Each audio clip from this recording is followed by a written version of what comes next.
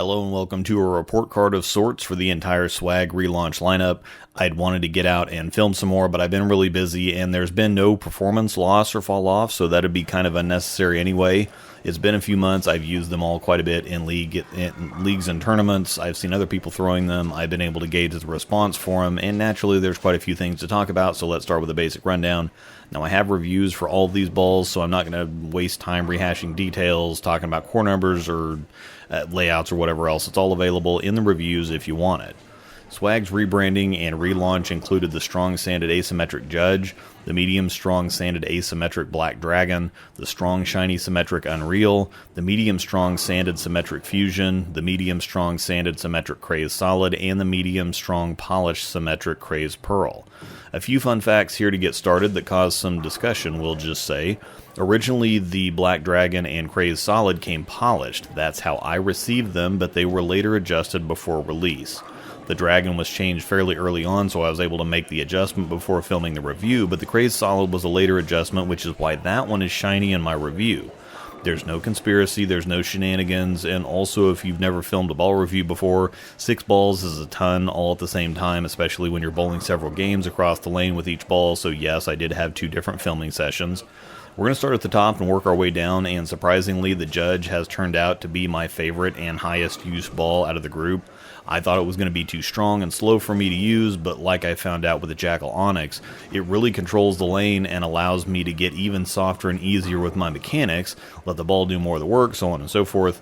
The Judge isn't a mega strong ball like the Onyx or Extreme Envy or Mesmerize, but it's not a medium strength ASIM like the XL or something either. It kind of lives in between those. Half step down from the mega strong stuff, but a half step up from an XL or an Evoke, kind of in Black Widow 3.0 territory, I'd say. For me, it shapes very similarly to the Absolute Power. Now, not as clean and sharp, definitely stronger, but talking shape here, the kind of half arc, half tumbly climbing shape.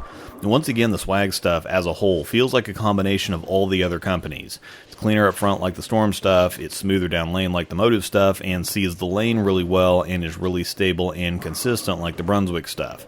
So this feels like a stronger Storm ball with more stability, a Motive ball that's a little cleaner up front, and a Brunswick ball that's not as dynamic down lane. And with surface, I think this one is going to be able to hang out with almost everything else on the highest volumes and longest patterns, so even if something else technically hooks more, this one will be just fine, and then as it lane shines, it's absolutely in play in leagues and tournaments.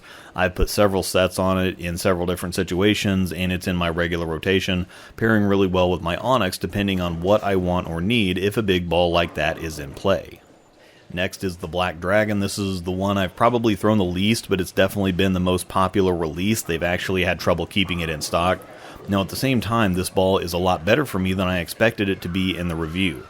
I didn't think that the general reaction shape was going to work that well for me, but on a league shot it's really good. It's just too clean and sharp for me personally as it lane shines, which is a fairly common thing for me unfortunately. Everything is quite a bit more responsive on the left side to start with, and I need a bit more surface than I typically like to use to slow it down. Now with that being said, I've used it really successfully. I'm very literally averaging 230 with it when I use it. It does tend to drive by 8 pins for me. I was using it against a buddy of mine that's a Swag regional manager in League a couple weeks ago. He shot 760 at me with the Judge. I shot 690 something, but drove by 4 8 pins in game 2 where I had to put some more pressure on him. Again, any more surface and I'm tearing up the shot too quickly, so I've been favoring stronger stuff with lane shine such as the Judge, because even shiny, it's still earlier and smoother. But with the Dragon, instead of being kind of hook set or forward like I expected and experienced in the review, with a little bit more friction, it really picks up and drives. I'm throwing it better recently, which is also making everything more dynamic too, which is not necessarily helpful, but it's nice to be back in the kind of territory where I feel like 690 is a mediocre night. If something like the Judge or Jackal Onyx or Ion Max are too strong and or too slow for you and you like balls more in the Absolute Power or XL or Black Widow 2.0 territory, you'll love the Black Dragon. The Unreal is probably the next lowest use ball for me, and when I was trying to figure out why, I realized that I throw 0 strong shiny symmetric balls. The only stronger symmetric balls I end up throwing as a lefty are balls that come sanded. This doesn't mean I can't sand them myself. I'm just saying, for whatever weird cosmic reason, if they don't come factory sanded, they just don't end up fitting. This one is also a little too clean and sharp, so kind of like the Black Dragon, it just sees the lane a little too late for me, even with the shine knocked off.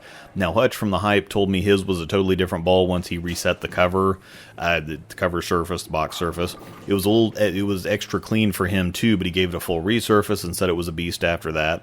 Now on the left side, though, cleaner cover stock formulas just don't quite see the lane right for us because we don't have the built-in lane surface friction in the track area. That's why you see stuff going forever and turning sideways for lefties. We generally suffer from having too much shape out of stuff. Even urethane pops pretty good, so this was not a ball I expected to fit for me in the first place. Now, it's not bad by any means, and I'm trying to be transparent about my opinions here, but whether I like a ball or not is ultimately irrelevant outside of you using it as a reference. There are quite a few people actually that perk up when I say that something doesn't work for me because that means it's going to fit for them. And this one with a cover rebuild fits that cleaner kind of medium response league killer territory like a Marvel Pearl, and I think I'd have really loved it righty. Current comparison would be sharper, cleaner Summit Ascent, little weaker Ethos Hybrid, little smoother Hazmat, little weaker Raptor Rush, so on and so forth. The Fusion is my next highest use ball outside of the Judge because despite it being a weaker core than I expected it to be, that was the other fun fact, was that I didn't know any of the core details on any of these balls when I tested them, but the cover is strong enough that it created this really nice in-between reaction and ultimately reminded me a lot of the High Road Nano going back a bit. It's also a slightly stronger and smoother Cypher. That one has been really popular among the pros for a more medium strength ball that still controls the lane well and is pretty versatile.